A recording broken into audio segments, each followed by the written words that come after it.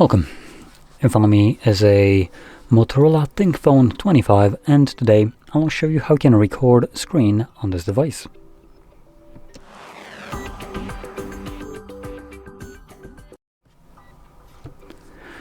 So, to get started, you will want to open up your toggles by swiping down from the top of your screen. I can do that twice, which will extend the list of visible toggles and apparently show us the wrong language. Let me just quickly fix that up.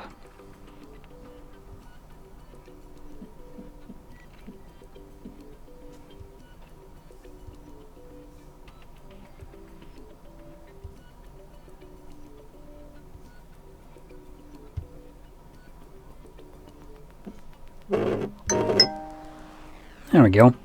Okay, let's get back here. So in this panel, we should have our screen recording toggle somewhere. So let's see if I can find it. Oh, there we go. It's right over here. Now, once you see this toggle first time, you can actually hold it instead of tapping on it, and this will take you to the settings. And here you can change things like the refresh rates, the resolutions, record time limit, and also file size limit. So I'm going to change it to 60. Just prefer the smoothness of a 60 over the crappy 30 frames. Contrary to what you might hear online, that it's cinematic and that's how consoles should have the frame rates and whatever. Yeah, at this point I'm pretty sure we all realize that that was just BS from PlayStations and Xboxes, and we all prefer 60. So change it to that, you're gonna have a much better experience. Anyway, from there, let's find the toggle once more. You can click on it. It brings up a couple options like allowing you to record a selfie camera as a little circle that will appear that you can move around. You can also record touches on the screen whenever you're interacting with the display. It will have a semi-transparent gray dot. And you can also change the audio recording, so you have system, microphone, both, or, well, nothing. And one last option is the entire screen. Here you can choose if you're gonna record a single application or the entire screen. I'm gonna keep it at the entire screen. Next, click on start. This begins a 3-second countdown, and with a notification, I believe, there we go, it starts recording. So now you can open up applications that you would want to record.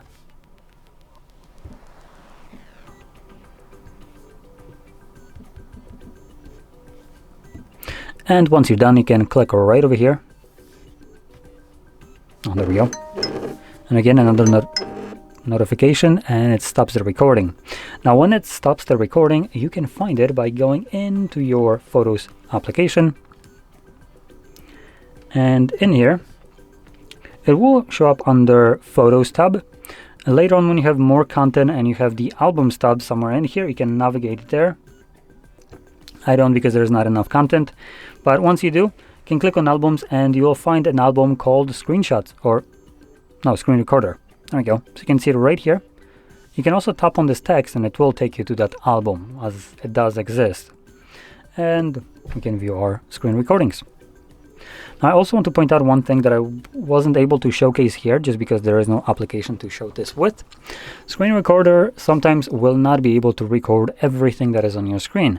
There are certain applications that will just straight up block your screen recorder without asking you for any kind of permission.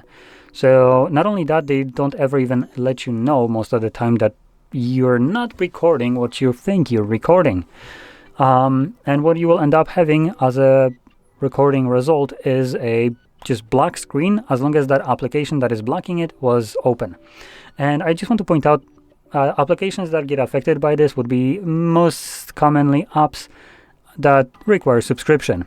These pieces of shit basically do that automatically, and even if you don't own an account, haven't ever downloaded the application or agreed to the terms of service or use, this garbage ass thing will still do whatever the hell it wants on your personal phone without your permission.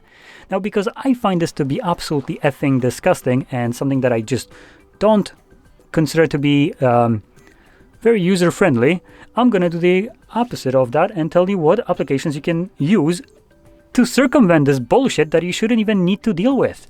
So for things like Netflix and any kind of other streaming platform, you can check out an application called Continued with Vans.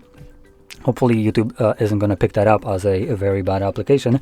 And I recommend getting on that or pronto, because Google will be blocking the ability to install applications specifically like that to prevent them, people from being able to utilize them.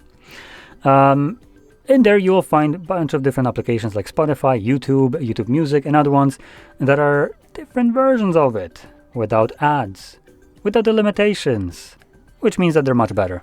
So I highly recommend checking that out, as any app that requires you subscription, and for instance things like Spotify, literally came to fruition from piracy, now has the audacity to block you from doing the same thing.